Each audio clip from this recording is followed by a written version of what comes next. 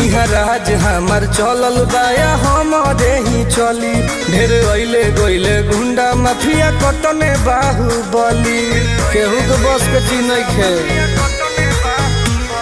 इहा राज हमार चलल बाया हमारे ही चली।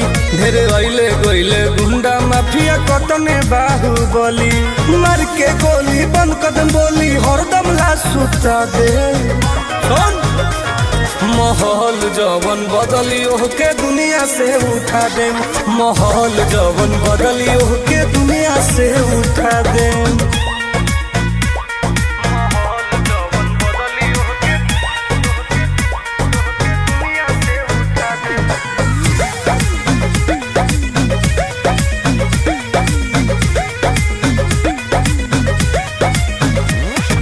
पुलिस प्रशासन सरकार बा